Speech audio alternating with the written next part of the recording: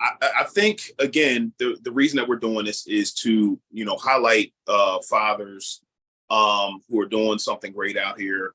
And again, I think that you deserve to be applauded. First of all, not just because you're a dad, but you're a present dad, you're a father, you're a husband, and just being married out here today, or any day for that matter, is tough to, go out here and make money and provide for your family and do the nice things and trips and still have your right mind.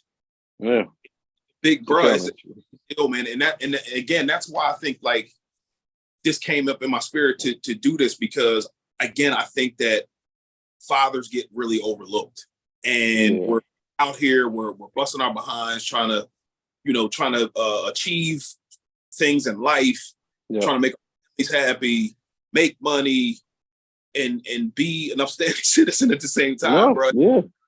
Think about it, it's a lot, man. Hey, family, this is Che Willis from the Wealth is a Journey podcast. We back with another episode.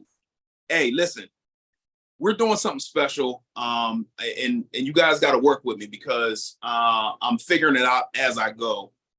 The last couple weeks, it's been on my mind, on my heart, to talk about within the journey of building wealth, family, and specifically about dads, because I think we get, Father's Day, we get that day. But I feel like a lot of dads are out there and they I don't think we get as much props as we deserve. So what I'm doing is I'm starting something new where I'm highlighting dads that I know that I feel like are dope and should be applauded, and to just come on here and just kind of tell their story, how they parent, how they grew up, to just kind of give you an idea and kind of give you some tips and tricks on how to maybe parent, because there's no handbook on how to parent. I think we all learn from our parents how we did things, and I think we're going to probably get into it later, but the way we got parented before, you can't really parent your kids like that anymore. They might call the people on you. But today, the highlight, I'm highlighting Lamar Waples here. That's my guy here. Known Lamar for a long time. I mentioned him on an episode before. He's one of the people that I came to when I was trying to figure out how to combine finances with my wife.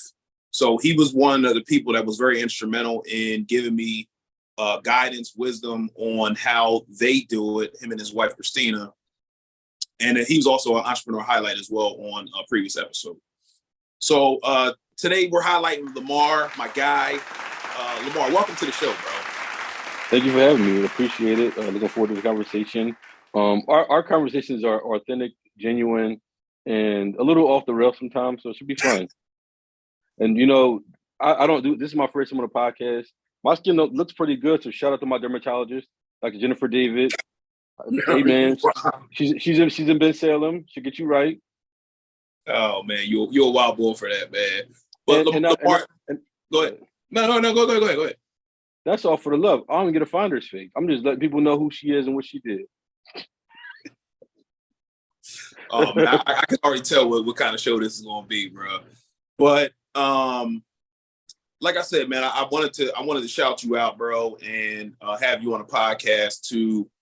And one of the things that me and you have in common is we both lost our father prematurely, in my opinion. And when I say prematurely, I think they died. My father, or my dad specifically, died at an early age, and it affected me. Absolutely. And your dad just passed away with like a year or so ago. 2022. Yep, in January 2022. So we're going to get into that as well, and sure. kind of talk about that. But you have a business, right? Let's first of all, let's highlight the business again. Let's talk about that, man, because again, entrepreneurs need to be highlighted as well. It's hard out here to make a dollar in entrepreneurship. So I feel like your business needs to be highlighted also. So let's talk about that real quick. Sure, absolutely. We have a business. We have a 360 photo booth. The name of our business is Free Space 360. So 360 photo booth. We go to weddings, wedding anniversaries, bar mitzvahs, parties, corporate functions. We did a corporate function 2 weeks ago. We got a graduation party coming up next week. So it's something that we started, I want to say about almost a year, and something we enjoy. I don't know how deep you want to go into the business, but I learned by attrition that when you're in business, when you have a item or a service you provide, it's easier when you have the item paid off, number one. Two, it doesn't have residual costs. So we purchased the camera last year. There's no additional cost to it. We take it and go. And that's kind of what we're trying to do now as we continue to grow in the entrepreneur space.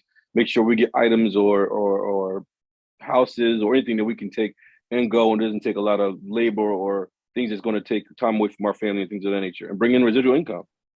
My man. Nah, that's good, bro. So I will put Lamar's information below again. Make sure you tap in with him and his wife, Christina. Super dope couple. Known them for years, and they're going to provide excellent customer service for you guys. But so Lamar, I mean, listen, man, you already know I'm from the A. No, God. I'm from Ardmore, Pennsylvania, baby. Let's go. You mean Atlanta? Where you from? Where'd you grow up? So I grew up in Philadelphia, West Philadelphia, born and raised. On the playground where I spent most of my. No, I'm playing. Yo, you were. No, I grew up in West Philadelphia, 51st and Cedar. I can say I lived in that house my entire childhood. So when my mom had me, they moved right into that house, and I lived there my whole entire childhood until I went to college. So 18 years, West Philadelphia, 51st and Cedar. I know the block like the back of my hand even now. That's what's up, man. So what was your I know my parents parenting style was this. If I got in trouble in school, my mom would say, "Hey, you got to go see your dad afterwards." Mm-hmm. I already knew what time it was, so I already kind of just prepared to get the brakes beat off me. But I'm still here. It's okay. Everything's I survived. We're good. But what was your parents' parenting style? So it was unique because my dad came from a family who they believed in, traditional educational values.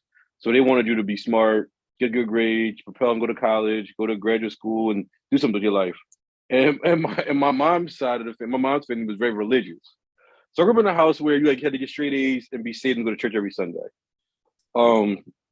I didn't get straight A's. So I just was like, I'm gonna go to the church side and just gravitate to that, and hopefully God will work everything out for me, and He did. So it was a unique experience because I lived in a household where I had my mom and my dad, but we were in an inner city. So my dad was like kind of the parent to, or the father to the neighborhood. And so as far as parenting style, I mean, they didn't take any mess. You didn't play around. You did what they said. I mean, it's the same thing like you said. You get in trouble, you gotta see your dad, and you don't want to see your dad because it didn't end well. So I got beatings like you did too. I mean, but there's a lot of love in the house. Obviously, I feel privileged to say that I grew up with my parents. I knew who they were. We grew up in the same house. There wasn't really any divisiveness as far as my dad didn't cheat on my mom. My mom didn't have other kids with somebody else. So to me, I appreciate it. I think it was probably one of the best upbringings you could have. But that's all. That's obviously I'm jaded because it's my only upbringing I ever had. So I mean, I'm biased. No doubt. So you said you grew up in West Philly. So yep. I'm assuming at the time there weren't probably as many shootings as there is now. But was there situations where, hey, I want to go out, but your dad would tell you no? And did you like rebel or did you do anything like that? Like kind of, I mean, I cut school maybe my senior year, but I mean, as far as like I said, it was very religious. So where was you going to? You couldn't go to a party. Like I mean, there was restrictions. I mean, you kind of just knew you weren't the one to go to. My dad was very lenient on making sure you balance having fun as a child. So my mom didn't want me to go to my prom. My dad was like, "You're out of your mind. You got to go to this prom. Like, who doesn't go to that prom?" You know what I mean? So there wasn't really an interaction where I snuck out or something like that. I cut school before in my senior year, but they never found out unless they see this. So thanks a lot, Chad. You got me in trouble as a 38-year-old. Come on, man. You 38 years old, man. You can't be getting. Man. You know what I'm saying? Absolutely. Well, when I remember growing up, and my mom used to tell me all the time. This was when my dad was he was in his addiction phase or whatever, and alcoholism. And I was in middle school, and I was wanting to go out and have fun with my friends and stuff like that. But she was like, "No, you can't go out. You have to be in the house at a certain time." And she's like, "Well, you may not understand it now, but you'll understand." Yeah. When you start to see things and you start to grow up a little bit. Did you ever have any situations like that where the advice that they gave you or something that they told you that you felt like they was being rough on you or hard on you, whatever, and then you saw later on like they was just trying to, basically protect you? I mean, absolutely. I mean, you don't as a child, like when you're 7, 8, like my son's 9, you tell him stuff, he just listens, but you don't really understand what they're telling you until I was probably in maybe late middle school, early high school, where it was like they would say, "Don't hang out with that person," or "Watch out for them," and I'd be like, "Well, it didn't seem that bad." Then 2 weeks later, you got locked up or you got suspended for school. And so I learned at an early age when they, just trusted their wisdom on who to hang out with and what to do. And so when it came to going to events, I mean, like I said, my dad was very on the have fun side. My mom wasn't, and so there was a healthy balance there. I can't say I snuck out my parents' house. I mean, we lived in a row. I lived in a row home in Philly, so it wasn't much sneaking out you were going to do. Like it was one front door. That was it. Like that was it. So it wasn't much sneaking out. Yeah. Were you? So it sounds like your dad was a disciplinarian. Yeah. Were you ever like friendly with your dad, or was like, hey, this is go ahead. We'll talk about that. And the reason I say that is because I didn't have that relationship with my dad, and I think it might have been because he drank, so I didn't really want to be around him. Okay. But when everything, he sobered up and everything was good, probably around, I think I was like 13, 14 years old, then things started to change for me specifically. Me wanting to be around him, and it was okay to be around him, but no, it wasn't going to be a problem. So talk about you and your dad's relationship. So it was good. I mean, I can go through the years. I mean, when I was younger, I was afraid of him because I used to get beaten all the time. And I remember I probably was in the 3rd grade, and we used to. So you're gonna kill me for this story, but it's just I know I'm here to stay there. I know you're getting ready to hear it. So we used to sit at the table every day and eat dinner, which was astonishing as a '90s family in Philadelphia. So every day we ate dinner together, and so the way the table was set. My dad was at the head, obviously. My mom at the other head, and my older brother was next to my mom down at the corner, and my younger brother was over here on my dad's left, and I was on the right. Yeah, no, I was on his left, but my younger brother was on his right. I remember it's like it was yesterday. So I was sitting, and so we sat there, nobody beside me, nothing like that. And the way they did it was, once you get older, you move down because you learn table manners. So my dad taught us table manners, how to eat, where to put the cup at, work, all this stuff. And then in the 3rd grade, I remember sitting down, and he went to like move his hand, and I jumped, and he got like upset, like, "What are you doing?" And I was like, "I thought you was gonna hit me." He was like, "For what?" I was like, "I don't know." He was like, and that's when he told me, don't look at me as a boogeyman or whatever. And I think it was an outburst for him that we have to have a better relationship as far as communicating, and we did. I mean, so I remember my mom was real religious, so we were like super religious. She old school religious. And so my dad played the lottery. Well, I let my mom know this. You got to get me in trouble, right? So I would go with my dad to play the lottery. He would be like, "Don't tell your mom. If we win, I'm gonna give you a whole lot of money." So I never told her. So that's just like a random thing that we did. He did to make sure that our relationship was. I obviously understand he was the authoritative figure, but there's still a fun side to him. We went kite flying. I mean, it was an unusual urban family. I mean, we went bike riding in the suburbs and the bike rides. We used to go roller ski. That didn't last long because we used to fall a lot. But as far as the relations, because you didn't come past City Line Avenue to Ardmore side when you went in the summer. We did actually. We used to go out bike riding in a lot of places. We used to go to Media a lot. So that's my uncle. he had a house out there, so we go out there. But yeah, as far as our relationship, and then it got better as I got older because you start talking about, hey, like I like this girl. He would tell you what to do with your money. So it grew as I got older, and it even grew to a point where I remember I was like 22, 23 years old, and I was out of college, had a job. I came home one day. I think I was going for like I was out Friday, Saturday, Sunday. I would come back home at night to be out again. And I think my dad asked me to do the dishes, and I was like, I didn't eat not one plate. I don't understand why I got to do the dishes. And he was like, I think it's time for you to move out. And I was like, you're right. That's our relationship went to that point where it wasn't we went back and forth. We never really argued. Um, I will say one of the things I miss about him is he understood me 100%, and there wasn't really any question or anything I did. And I was the first person to go to a white college, and he didn't question me on that. Anything like even when I started doing Turo, he didn't question me. So we just grew that he understood that I was going to try different things, take different chances, and to parent me like that versus someone who's going to just play by the book. And my older brother's like that. He goes by the book every single thing. Me, I might venture off and say, well, what happened if I try this? And that was at a young age. I would try different things. And so, that's so when it comes to parenting, I know this podcast is about parenting. Well, this episode is, I learned you have to parent your children differently. The way I parent my oldest son, who's 14, isn't the same way I parent my youngest son, who's 9. And I Yeah. learned that from him because he parented us in different ways. Okay. Yeah. One of the things that I remember about my dad that helped me it was something small. We were outside. I bought my car. I had a 86 Honda XL with a banger.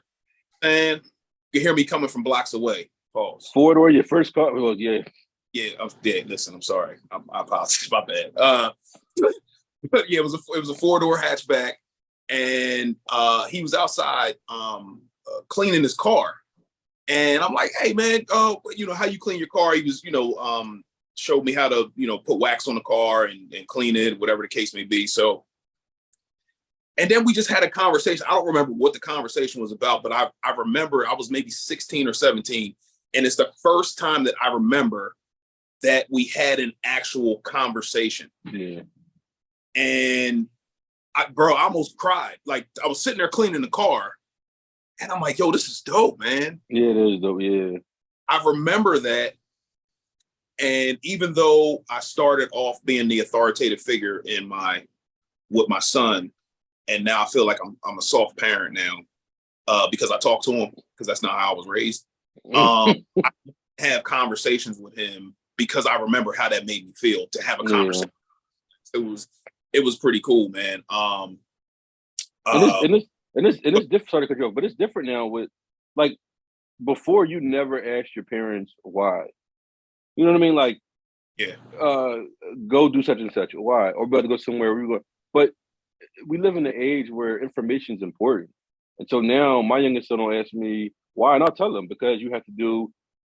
Why do you got to take the umbrella out the hook every day? Because if the wind blows, it goes into the neighbor's yard. You know what I mean? Not just do what I say, boy. That doesn't really. That's just showing you're in control and have power over them. But that power isn't going to last forever, and you have to parent through really providing information, insight, and letting them know that, I do know more to you, but I'm here to transfer knowledge to you, not just yell at you and tell you what to do all the time. So it's unique and it's different now. Yeah. I'm 5 years older than you? But you're 40. Yeah, I'm 30. Yeah. I'm 30. So one of the things that you love saying that, by the way. You love bringing that up. I'm not going to say that I'm your OG. So I'm not going to say that, but listen, what I was going to say is it took me a while, bro, to soften up because I remember how, like, the way I felt was I turned out okay. I got disciplined for any time I messed up. For the most part, I was disciplined for it, and I turned out okay. So I figured if I discipline my son at a young age, then he will be okay as well. But I don't know when it clicked for me that, yo, you just talk to him. And he still he still has some type of, not fear, but you know what I'm saying. Like he still has a Yeah. reverence. But just talk to him, and you don't have to beat him. Yeah. And I still feel sometimes like I'm soft, but I understand that having a conversation and him being able to come to me is good as well. Speaking of the beat, I think the beating thing, you know, people have different ways of beating their children. I'm not I think I probably beat my oldest son once, and my youngest son I've never beat him before. Mm. And that's because, like you said, maybe you're soft, but I used to get beat a lot, dog. And yeah, like funny thing, I used to get beat for getting bad grades. And I'd be like, this doesn't help me at all. Like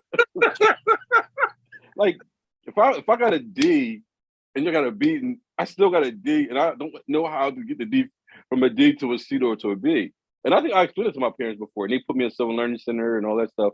So, you know, we grew up in a society or age where you beat the child all the time. But I mean, I think I have, especially my oldest son, he's like, and like I said, we talked about parenting different ways. My oldest son, if you even, he doesn't want to disappoint you.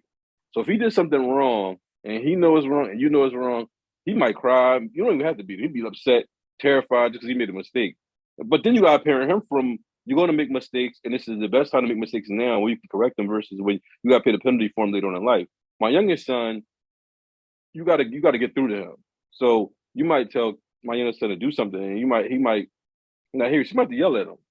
But that's just how they operate. You yell at my oldest son Christian, he might cry and all that stuff. Yeah, kid, he'd be like, "Oh, all right, thank you. I wasn't paying attention." That's you know what I mean. That's just Yeah. two different kids, two different ways how they act. But that's just to piggyback your whole statement on the whole beating thing and everything. Yeah, and I think now that I'm thinking about it, everything kind of goes back to how your parents were parented and how their Yeah, parents, and that was the thing. Like you yeah, got beat, and even to the point where there were neighborhood parents who could put hands on you if you were yeah, acting on the street or whatever. And I think I'm kind of now getting used to the being a softer parent, but sometimes I feel like I need to put hands on my son, but then I kind of talk to myself like, yo, let me just have a conversation with him. And it works. It yeah. works. The conversation to me, the conversations are. I got beatings. I don't remember what I got beatings for. I'll be honest with you. Sometimes I'll be like, I don't remember what that was even for because you would just be like, "All right, I made a mistake. I messed up." But to me, the conversation. I remember when I was in second grade, my dad was going to give me a beating for. I didn't remember what I did, but he didn't. He ended up he bought and way and so the way our hallway went, you walked up the steps and when you turned the hallway, my room was right there. So when we said go to your room, you're about to get a beating, I heard him coming. I knew what was about to happen. But he Yeah. turned and walked up the hallway, went to his room, and then he walked back down the stairs, and then he came in and talked to me. And you know, he told me he didn't know why he was unable to give me a beat that time. We never kind of had a conversation, and that's way more impactful. Like I said, I probably got over 20 beatings my whole childhood. I don't remember this for. I remember not one of them. Probably bad grades. I don't. I think one time I might have cursed my aunt one time. I deserved that one. So that was bad. But yeah, I was wild. Hey man, he was in the city, man. You got to do that. It's just sorry. But she loves me. I saw her a couple weeks ago. Gave her a big hug and everything. We all good. So one of the things we had talked about earlier is we lost I lost my dad prematurely, and Yeah. you had to complications with diabetes, correct? Kind of the same situation actually. Yeah. Diabetes, you Yeah. know, the How? I mean, this is an obvious answer, but how did going through that transition from him being okay to then him getting sick, not being well, and then eventually him passing away, like how did that affect you as you know? I'll be 100% honest with you. It really never affected me until he went to the hospital around and it's weird because my dad went to the hospital frequently. So my dad he was on dialysis since 2010. He was diagnosed with diabetes around the mid 90s. And he just had diabetes, so he took a pill. Then he moved to insulin. Then and this is around the time when I was starting my family. So I wasn't as up to date. And my mom and dad did a really, really good job of not putting their problems or burdens on us, which was annoying at the time. But as a parent, you understand it. You got Sure. your own family, you got your own bother you. And so to me, as long as he could talk, he was good. Yeah. He was good. I never to me, my dad, he was in dialysis in 2010. He had an issue with his back around 2017 where he couldn't walk for, but I mean you saw him probably before but he couldn't walk. And then he would gradually improve his walking. But as long as I could talk to him, um it didn't matter to me. I mean, we could still conversate. And he, to me, was impressive. He'd be like, "Remember when you was in the fifth grade and such and such happened?" I'd be like, "No, I don't. I don't remember that." So to me, that's what I appreciate it. I mean, to me, his physical, because I didn't need money from him. I didn't need him to help me, show me how to fix anything. You know what I mean? I didn't need much from him as far as just conversation, communication, love that you give to your son, obviously, and you want to make him proud. So to me, his health declining, it never really affected me. You know what I mean? And and it probably should have, I guess. I mean, like I said, my dad was in the hospital frequently, and he would always come out. So even when he went to the hospital, I think it was late October 2021. I was like, he'll be all right. I went to see him. He was good. We was talking. You know what I mean? We had a conversation. It was fine. So I was like, he'll be all right. He wasn't all right. Yeah, man. Yeah, my dad was frequently in the hospital as well. Like not frequently, but he went to dialysis, and just to see him, Oh like yeah, it was awful, man, to watch that whole situation. And then you're seeing other people who are in worse condition than he was, and he was in bad condition. yeah, It's bad to see that. And I just try to take a lesson from everything and everybody I meet. And one of the things that kind of like really stuck with me with that is like your health is like super important, man, because at the end of the day, you feel like you're going to be doing what you're doing forever, but like you only get one life and it can be over just like that. Like, yeah. um, I so knew, I knew you, that's how that affected me. But go ahead. I know you asked a question earlier about how our relationship, how it would transition. And here's a great story from when I was a child to probably around like 2014, 2015. My dad stopped going to dialysis. And if you are, you have renal failure, not going to dialysis is terrible because what happens is their fluid builds up in your body and you can literally drown your body, your organs. So my dad, he probably stopped going, and you could tell because his skin would get dark, low energy. I didn't know. My mom had told me, but she was like, she can't go to the house no more. He don't want to go, and I'm like, you know. So I called him, and I was in my backyard, and I was talking to my mom. And I said, just put him on the phone, and I still remember that conversation today. I was like, um, what's going on with you? You know, I heard you're not going to dialysis. You know, you want to talk about it. And the first thing he said was, my mom's name is Rosemary, and my dad's name is Larry. So my dad was like, Rosemary, you told him, didn't you? You told him, didn't you? Because he knew that because we held each other accountable. Like, we had a relationship where if he saw something flawed in my life, he would tell me about it, and vice versa. So it transitioned from, being his son, listening to him to got information for me, let me know. And we had a conversation, and not maybe like not even a week, probably a couple of days. He started going back to dialysis. So you can see our relationship, how it transitioned from him, telling me what to do, stuff like that. To me, I don't want to have an influence, but having a way to connect with him, to communicate, what he should be doing. And thinking about dialysis is not easy. And I think he went Tuesday, Thursday, and Saturday for 4 hours a day. It's long, and that's if you don't have any overage. You have to drink 8 ounces of fluid per day, which is, this is like 32 ounces here.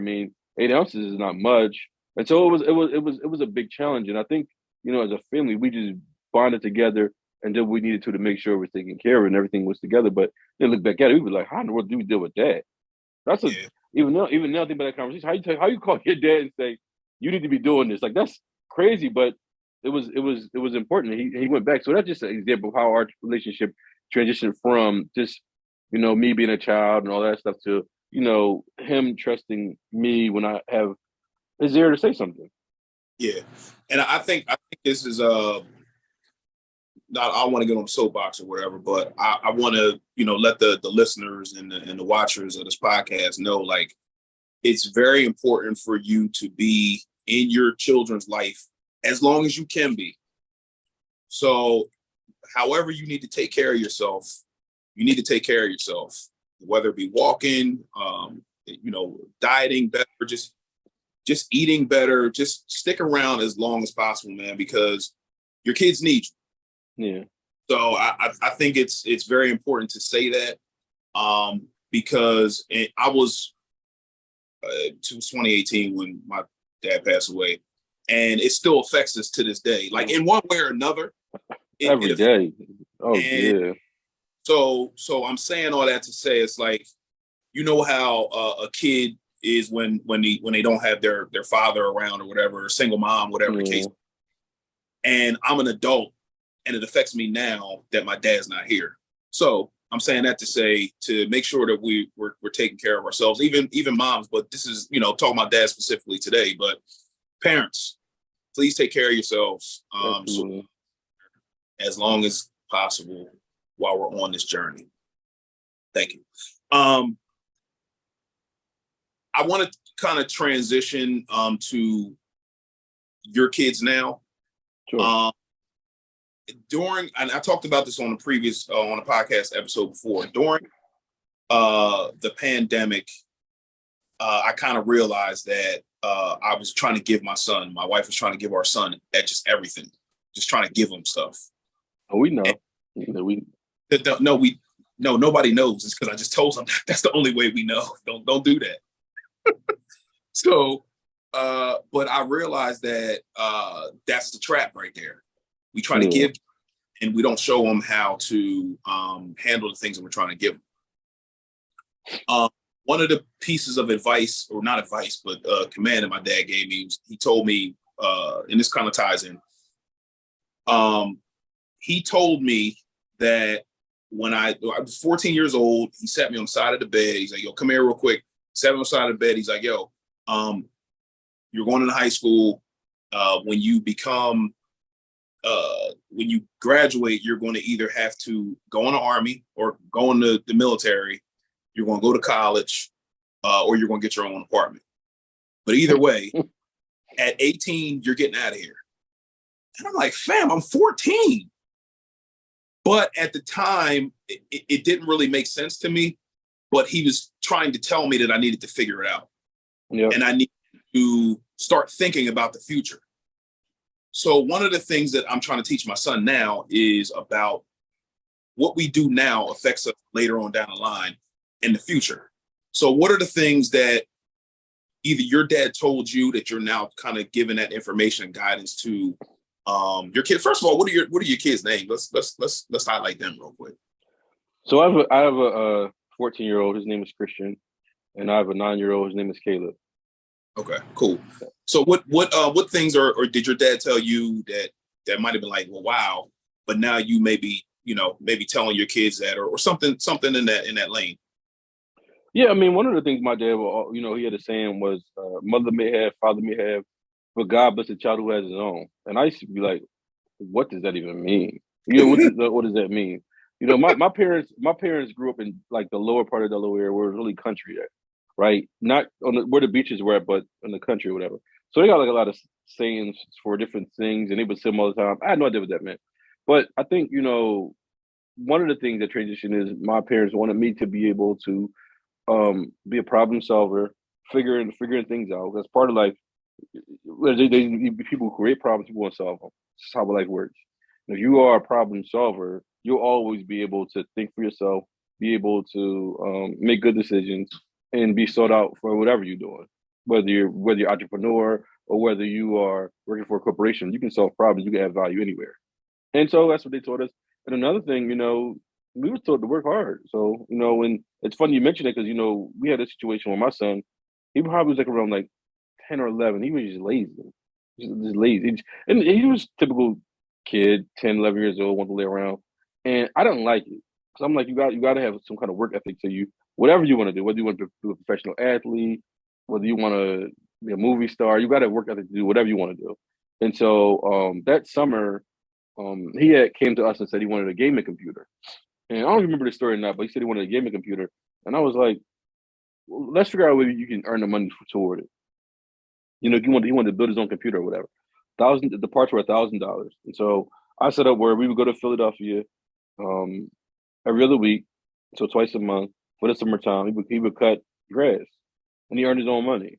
And probably like the last one we did in September, he had like $995. I gave him the $5, make it $1,000.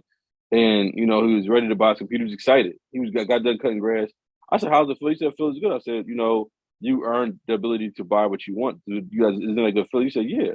And you know, I told him, I said, "You know, I could have bought this computer for you a long time ago." And his face was like, "Why'd you make me do this?" I was like, "Because I want you to show. I want you to have the feeling of being free to be able to go out, have a desire to do something, and earn it, and nobody can tell you." I said, "No, I can't tell you. You can only spend $500. I can't tell you can only spend $750. I can tell you go out buy a certain part." And I took him to North Jersey. Went to a gaming store in North Jersey. Um, he bought his stuff he needed and everything like that. And he felt the sense of being able to earn something he wanted. And he's ever since then. If you tell Christian now, "Hey, we got something going on. You want to earn some money?" He's at it because he know like you don't work, you don't eat. So it's important for him to learn that. So I got my son 9, so we got one more year until I'm gonna get on him as well. My youngest son. But it's just one of the lessons one of the important lessons passed down is just being able to have a strong work ethic. My mom, and that was from both my parents. My mom always had a part-time job, so she worked as a registered nurse in Philly, and then there was a hospital down the street, Misericordia. It was called Misericordia. It was Mercy or whatever, and she worked there probably Friday Off night or that. What'd you say? 4th Street. Yeah, yep, Yeah. yeah. Yeah, so she would work there as a part-time job. And I used to always be like, "What are you doing this for?" or whatever. What's the point? You were having a full-time job. But she made really good money doing it. I mean, sometimes she would make more than people make in a whole year on her part-time jobs work. She liked it. And so I came from a family that really, we weren't lazy. Any desire we had, we went out, we earned it. And we didn't look for handouts, anything like that. So probably one of the biggest lessons I passed to my son. That's huge, man. And Yeah. it doesn't feel good when you're told that, oh, you got to work for what you want. But Yeah. that's the best piece of advice that your dad or your parents instilled in you, that you have to work for what you want and you have to be a problem solver. Because if you can't think for Yep. yourself, then you'll always be relying on somebody else to think for you, and then they can lead you wherever they want you to go, manipulate Absolutely. all those things because you're not thinking for yourself. Um, Certainly. that's bro, that's huge, man. And one thing that I'm doing with my son now, and what I used to do is when we used to do homework, and even like when we do our stock classes with the kids, I used to sit there and do the questions with them. And I was on a call one day and they were like, "Well, let your kids think for themselves, and okay, well, what do you think?" And the person who was hosting said, "Well, you can say anything, but I don't know." I'm like, "Yo, that's dope." So it's teaching the kids to think for themselves. So what I Yeah. started, instead of me doing it with him, because what I was doing is I was giving him my answer, how I would answer it. Instead, Um, and I'm like, "No, now you're going to figure it out on your own. You can come back to me and tell me what your answer is, and I'll tell you, yes or no. But I'm not going to sit here and do this with you because you need to figure it out on your own and think for yourself." that makes sense. Makes a lot of sense. Because again, man, I think the thing is, like, people don't want their kids to fail, but I think they enable them by giving them everything, and then they say it as, "I don't want my kid to fail."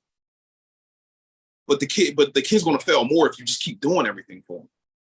And Yeah, they're man, going, and I think sometimes as a parent, it's tough because you see your child struggling with something, you know the answer for it. But to me, I like to know if you tell me, "Hey, um, there's a sale at a certain store," or something like that. That's an example. But I don't know how to get to the store. I'm gonna want to know what's the direction so I can get there on my own. It's the same thing with Indian life. We want to know what's step A to get to step B to get to step C. But if we know and C and we know the questions A, and we just give our kids the answer, they don't have the thought process to figure it out for themselves. And so I can tell you during the pandemic we talked about before, that was tough because my son trying to do homework with him. He didn't understand it. I didn't understand it. It was stressful. But you know, and the teachers would say he's doing good. And I'm like, how? He doesn't know the answer. I'm not an educator. I work in a different industry, so I'm in a results oriented business. So what's the answer? And they would say, well, he didn't get the answer, but his thought process was in the right structure. And I'm like, well, no, the answer was wrong. But it taught me, you know, they have to be able to think on their own and be able to put put the pieces to the puzzle together to make their answer. And so that's important as well. 100%, man. Again, we're having this conversation about parenting, dads specifically, dope dads doing dope things out here, parenting their kids, being a good role model, being a good father, showing how to, especially with Black boys, how to be an upstanding person. What is one or two things that maybe your parents didn't talk to you about as a kid, but now you're talking to your family? And when I say that, or your kids, I'm sorry, when I say that, I mean, like, in my family, my household, which I think is very important, money was never really talked about because I think that there are parents that never talk to them about money. So that's one of my things. Like, so what is something that your parents maybe didn't talk to you about, but you're like, okay, well, maybe that's important. Let me talk to my kids about this. It could be sex. It could be. Oh no, just. No, well, my dad told me about that. So he told me strap up. I'll be like, what up? Strap up. Like, what does that mean? He would say, I won't be a grandfather at 40. I'd be like, what are you talking about? But that's another story for another day. You know, we talked about money. It wasn't in depth, as far as where to put your money. But one thing I will say that I've learned with my son is, obviously we're Christians or whatever, and I shouldn't say whatever, we're Christians. And, you know, making sure that my son knows that he has to, you know, check with the Holy Spirit about decisions he's making as a child. As a kid, my mom would just say, pray about it, or you know, believe for it. But it was never really an emphasis on strengthening your own Christian relationship so that way you can have the Holy Spirit connecting with you. And even my youngest son does it. We were the other day. He had a few cousins over for his birthday, and I'm like, it's about to rain. He said, God won't let that happen. He's 9. I was like, well, you know what, you're right, kid. We want to be with you, and it didn't rain either. But you know, we're teaching them that, you know, and to me, I think it's one of the probably the most impactful thing I'll pass on to my children. Maybe we talk about money, sex, relationships, people, but teaching them how to rely on the Holy Spirit as they make decisions, I think, is far beyond anything I can teach them.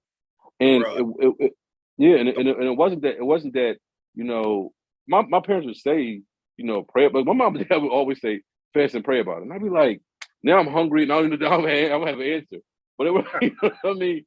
And so, but it wasn't until, you know, we got older and we got knowledge that, you know, they can, you know, make decisions and things of that nature, but they have to rely on the Holy Spirit as well as children. And it starts with just teaching them what faith is. What are you believing for? Like, my son was believing for the computer. He didn't know that we were going to be able to cut. I didn't know he was going to be able to cut grass, get the money for the computer, but something you're believing for. You ask God for it, tell him and he sees that in our lives. I mean, he sees that in, you know, the things we do, things we believe for. I have no problem telling my kids I'm believing for a certain thing.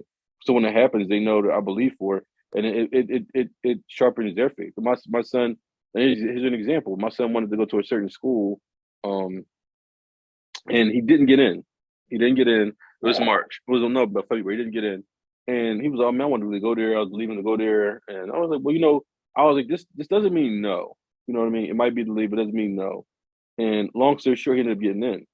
But I was able to tell him that because I've been rejected for things, for jobs, and things of that nature. And so I was able to tell him, listen, you know, and I told him, I said, you know, when you're seeking out different opportunities to do things, you want God's best for you. And so sometimes things don't come like you want them to, or when you want them to. But if you believe in God's best for you, then you'll get what's His best is. And sometimes His best doesn't look like what you think it looks like, but your experience is best and know it's best for you. And that's what happened to him. I mean, he wanted to go to a different school. He didn't get in. He was upset. And I told him that. And then He got in March. So a month later, he got into the school he wanted to get into. So, like I said, that's probably the biggest lesson. And I wouldn't say my mom and dad, they didn't teach me that. It was, it's gonna sound real bad. Like it was an old way of doing it. Just, the Yeah, belief or something. And it was like, well, what does that mean? And so yeah. now I'm teaching my kids not just believe for it, but exercise your faith, get a scripture attached to it, and don't take no for an answer. That's what you're believing for. God put it in your heart to believe for it. He'll make it happen. That's huge, man. And teaching them values and teaching them morals, along with the other things is a big deal. And one story, I actually forgot, like and kids are always watching. And so if Che say if he has a cold or he's not feeling good or whatever the case may be, like we pray every night. And Oh, that's crazy. Um, so we pray every night, and I lay hands on them and speak to the cold and different things of that nature. And one time I was at work and he was home. I don't know if I forget what it was, but my wife wasn't feeling good. So then he laid hands on her and spoke to whatever the ailment was, and then she felt better. And he was like, well, that's what my dad does with me. And so hold on, pause for a second. That yeah, had to make you feel like for the real good job. bro, That's what like my dad did for me. I can do that for you. You'd be like, I cried, didn't you? Little tear, little. that a little magic did. I was like, wow, because you do something long enough and you don't know when it's going to kind of manifest itself or the harvest is going to come. And for him to do that at that time, and he was young, like he might have been 10, 9 or 10 or whatever, and he did it. And I'm like, wow, that was pretty cool. So if he's doing this now, then he's only going to continue to do it as he gets older, and then his faith is. And even when he's looking for things, he lost something and he prayed about it. And that's what I tell him to do. And that's only going to increase. So I'm glad you brought that up, man, because I wasn't even thinking about that. But that's pretty cool. Look at you, man. Look at you add more value, man. I'm saying. You talk about. What's good, family? This is Che Willis from the Wealth is a Journey podcast. Hopefully you guys are enjoying the episode. Some of you may be saying, I don't know how to start to get out of debt. I don't know where to start to get out of debt. I don't know where to start investing to build long-term wealth for myself and my family. It's okay. We have answers for you. You can book a free discovery call at thewealthisajourney.com. My calendar is open to see if we're a good fit to work with each other. The discovery call does not cost you anything to see if we're a good fit for each other. If we are a good fit to work with each other, then you can book a regular call after that. But if you don't know where to start, make sure that you book a call with me at thewealthisajourney.com. It's time to get off the sidelines and start winning. Book a call. wealthisajourney.com. Let's get back to the episode. So, what was I going to say? I think, again, the reason that we're doing this is to, highlight fathers who are doing something great out here. And again, I think that you deserve to be applauded. First of all, not just because you're a dad, but you're a present dad, you're a father, you're a husband, and just being married out here today, or any day for that matter, is tough to, go out here and make money and provide for your family and do the nice things and trips and still have your right mind. Yeah. Big bro, man. And again, that's why I think like this came up in my spirit to do this, because again, I think that fathers get really overlooked, and we're out here, we're busting our behinds trying to achieve things in life, trying to make families happy, make money, and be an upstanding citizen at the same time, bro. Yeah. think about it, it's a lot. It is a Man. lot. It is a lot. And one of the things about being a dad, like when you're a husband and a dad, and you're an income for your family, this is from my perspective. From me, you're constantly giving. So I give to my kids as far as love, affection, support, encouragement, wisdom, guidance. Same thing with my wife, support, encouragement. You work, you're giving, and you have to be able as a man to find. This is what I do for me. You got to be able to find something that you can do for you that benefits you, that only you can decide you want to do it or not. And one of the things Yeah, I do is I work out, and that's I do that for me because it benefits me, and can't nobody tell me I can't do it. yeah, You know what I mean? Because you get so many things, or you not restrictions, but you have to be able to be giving to people. You have to find a way to give to yourself. And I think every adult in America should have something. I mean, I know you ride bikes or whatever, you work out as well, but to me, it's something to have some kind of self improvement tactic, whether it's reading a book or taking 30 minutes a day to just sit down and do nothing. There got to be something because you're constantly giving consistently. You can get burnt out really fast, really easy. yes, yes. I experienced that, man, and the feeling of burnout, Yeah. and my mission now that we just came back from vacation a couple weeks ago, and I made it a point to do nothing on multiple days Oh because we're man. going, and we're entrepreneurs, and we're working 9 to 5s, and we're Hmm. this and trying to do that, and invited to people's things, and so Yeah. forth. It's a lot, man, and trying to find that thing, like you said, that's specifically for you, that you can do, and you don't have to worry about Yep. making anybody happy, but you, so you Yep. can kind of and refill, and so you can kind of pour out into other people, like you do on a damn day in day out basis. And again, that's why I wanted to do this, because I think we need to be highlighted more. I think we need to be bigged up a little bit more than just one day. I think a Do you, lot. I have a question for you. Do you think we'll ever, as fathers, get the proper acknowledgement we should get? Do you think it'll ever be there? Because I mean, you think about it, you hear about, like, when I think about my mom. So my mom had 10 brothers and sisters, Mhm. and she speaks highly of her dad. For he worked hard, he was a hard worker. But I'd be like, you're not giving him the proper. You're not giving him his just due. Like, you got 11 kids in the 60s, 70s. That's a lot. And my grandma didn't work. Like, Wow. he would Yeah. farm. He would farm, haul trash. He would farm, haul trash. He worked at the chicken. He just did a lot of stuff. He was always working. Only day he didn't work on Sunday, and he worked multiple jobs. But it was like, y'all not giving up like y'all should. Like, Yeah. Honestly, bro, I don't know, but I'm going to do my part, and that's the only thing I can do is highlight the people that I know, and hopefully other people will do the same thing, because I think we need to be appreciated. And in order for it to happen, it kind of starts with you, right? yeah, So and I guess the appreciation comes from the affinity your son has for you. Like, we speak highly of our dad, and so I guess that's your appreciation. yeah, absolutely, man. My appreciation for him would be to be to be an upstanding citizen, to take the lessons that he learned, and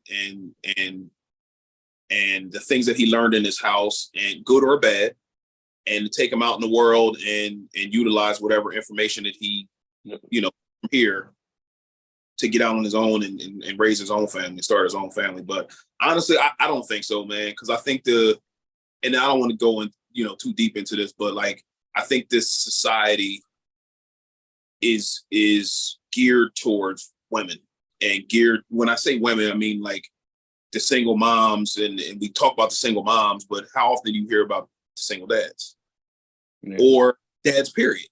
Like, you don't really hear about them except Father's Day. Yeah, and I guess people will say, as a grown man, that's you're supposed to do.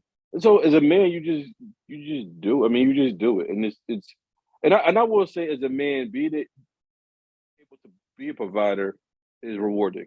You know what I mean? to have kids and have a family and put food on the table. And my wife works as well, so I'm not saying it's all me, but like being able to contribute is the reward in itself. So maybe we might not ever get a recognition. Who knows? But hey, man, as long as I'm here, man, and I see you out here doing a good job, man, I'm a big. Likewise, I appreciate it. Yeah, no doubt, man. I mean, listen, man, you're the first black person I knew with a pool. You know what I'm saying? One of my friends. Yo, I don't know how transparent you want to get with the podcast. We're talking about you right now. Not about, you know what I'm saying? This is about you right now. You know what I mean? You got Bally's Total Fitness or Planet Fitness in your house.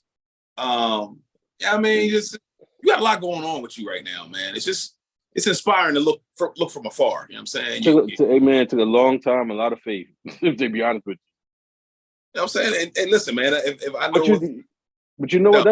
That's part of it. Like we were talking about, just I remember, and one thing I will say, if I want something, I know exactly what I wanted. So when I wanted a house, I wanted a bigger kitchen, I wanted a walk-in closet and a pool. So when we came here, I would tell my family that.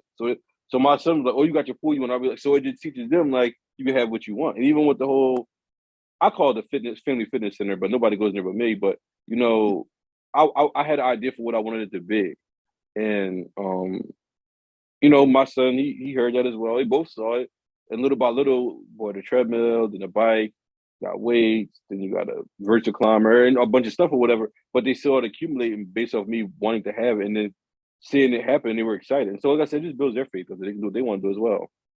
bro, that's a whole nother gem right there, man. Is that your kids, and I talk about it all the time, like your kids are always watching what you're doing, whether you know it, good or bad, they're watching you. And for you to believe for something and actually, you know, it happening, it can build their faith as well, like you said earlier, man. So that's a huge deal, man. Yeah, big deal. Yeah, it is for sure. But again, bro, listen, man, I appreciate you being on the Wealth is a Journey podcast, man. No problem. I talked about it in the first episode. I'm gonna have my rich friends on here. What? Stop. Everybody knows. No, nobody knows. I mean, if they check your IG, that they're going to, you know, forget it. We're gonna put his information below. But listen, we're talking to people, everyday people who do dope things, who deserve to be highlighted, and the thing is like, I want to make it my, you know, on my platform to highlight those people and talk to them and have conversations with them, so they can give information on how they did what they did, so it can help people get to where they want to go. And we got pause right here for a second. We gotta shout y'all out, man. We gotta shout out you. We gotta shout. I remember. I've known Che. You know, it's funny. I don't remember how I met Che, but I've known him for a long time now. And for him to be on a podcast, public forum, talking like this is. I know people say this is a cliche. This is 100% against who his old character was. It's a fact. But I always would tell Che, you know, you got a lot of positive things going on, and people need to know. And they don't got to know everything, but at least you can be a beacon of hope for some people. And so to be transparent on this podcast is congratulations. And your wife, I think you guys are doing really, really dope things. They just had their third annual health fair, a lot of vendors, a lot of people, pretty dope. So, you know, they got their own business going on. And I think they're paving the way for how entrepreneurs can operate. I think, you know, they're becoming allies. You know, we were at an event on Saturday, and somebody we know has wrote a book. It ended up connecting with your wife about how she writes her books. And so not only are you guys, you know, excelling at your entrepreneurial avenues or tactics, but you're passing that information, and you are becoming go-to people for different situations. I don't know if y'all noticed, but Che is a serial entrepreneur of real estate.